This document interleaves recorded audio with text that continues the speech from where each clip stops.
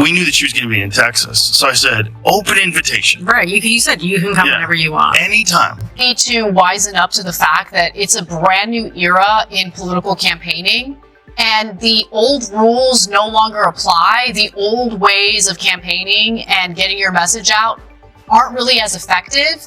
And so when we're thinking about candidates, we have to consider whether they're comfortable making a case for themselves in a less formal format. And Joe Rogan's podcast is... On his podcast, Joe Rogan sparked a political firestorm when he disclosed that Vice President Kamala Harris had purposefully avoided an invitation to appear on his show during the height of the 2024 election cycle.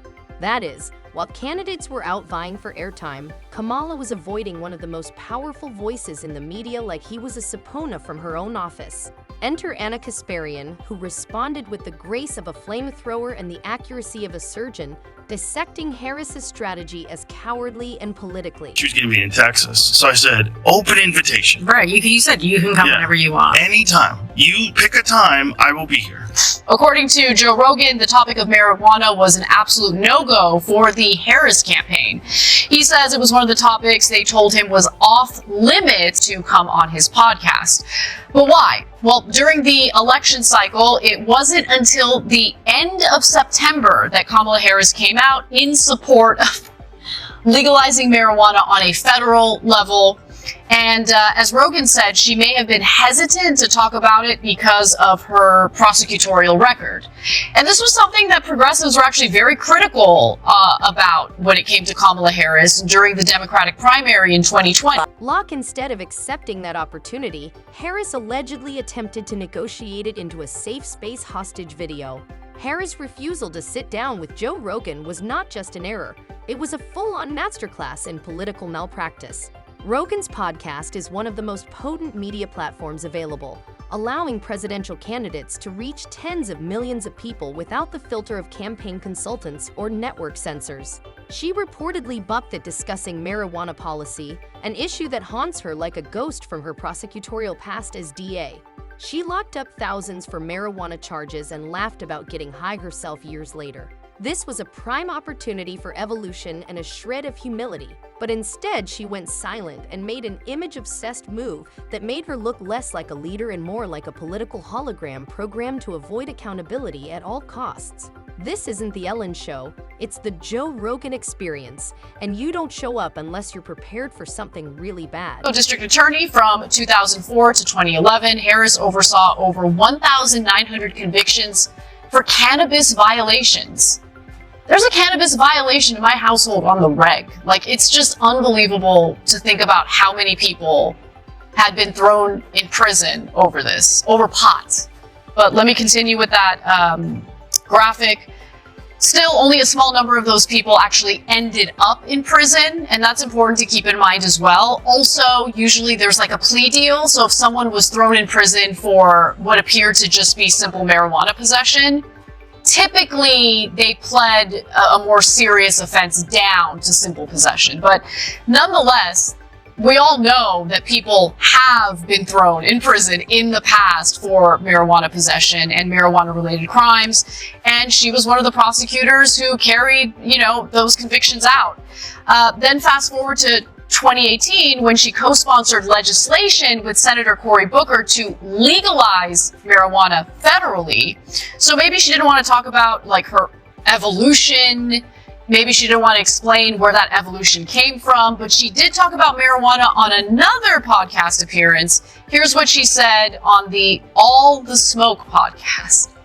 So I'm curious what you think, John, because for me, this issue is such a layup, and I don't know why someone like Kamala Harris can't just say, look, this is where the country used to be, and I regret that was the case. I have grown, I have evolved as a person, I've made mistakes. Here's where I stand on the issue now. I think that it's admirable when people take ownership of, misguided decisions or actions they've taken in the past, but I'm curious what you think. Yeah, that's why I find it very confusing, and I guess I'm inclined in this case to just take him at his interpretation of what the conversation was, but it's so confusing that it's hard to understand. So she turned down, a couple weeks before the election, an opportunity to come on partly at least, because she didn't want to talk about an issue that she has the right position on now. I don't understand that at all. It would be so incredibly easy to say, it was my job at that point to uphold the law, and that's what I did. It's also my personal prerogative to seek to change it, which is what I will do. I will legalize it.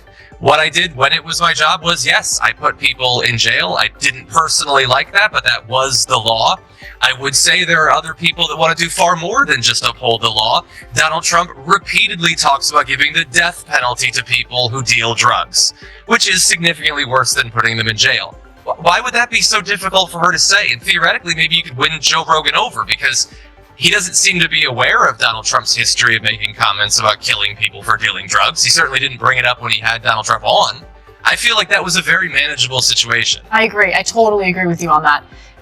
Democrats need to wisen up to the fact that it's a brand new era in political campaigning, and the old rules no longer apply. The old ways of campaigning and getting your message out aren't really as effective. Now resides in the uncommon political twilight zone, where she is treated as an unexpected guest at the ideological weddings of both the left and the right. She is accused by progressives of being a shrewd opportunist who adeptly switches between progressive slogans and moderate programs like a broken Roomba. Once regarded as a sign of seriousness, her prosecutorial record has now turned into an albatross that she refuses to accept or let go of. Conservatives, on the other hand, go right to the point without even discussing policy. She embodies everything that deters voters in the contemporary era. She is robotic, overly analytical, and lacking in personality. Polished figurehead that cares more about camera angles than whether the outcome is convincing, Harris has become the nonpartisan emblem of political alienation by accomplishing the seemingly impossible. Someone who drifts awkwardly in the purgatory of national disinterest rather than inspiring the base or charming the sender.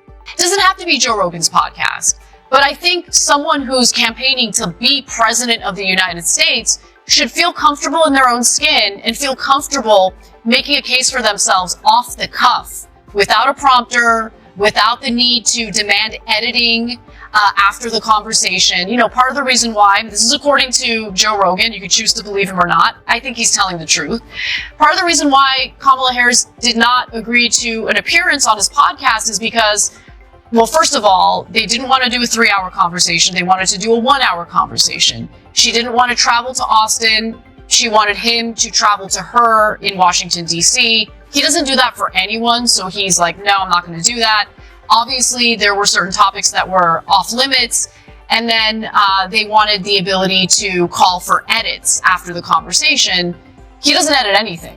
We need like strong, confident candidates who can make a case for themselves, and more importantly, people who are willing to own their past record and explain why they think differently today. It's okay to say that you've changed your mind. It's totally fine. I've been there. Most people have been there.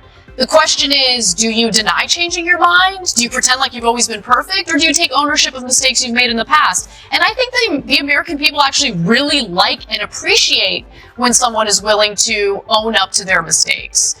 So, look, it's too late for Kamala Harris. It's too late for this election, obviously. But I think that these are teachable moments that I hope the Democratic Party takes to heart moving forward when it comes to. At a time when voters are almost pleading for authenticity, Kasparian has had enough of Kamala's Ghost Act and isn't hiding it either.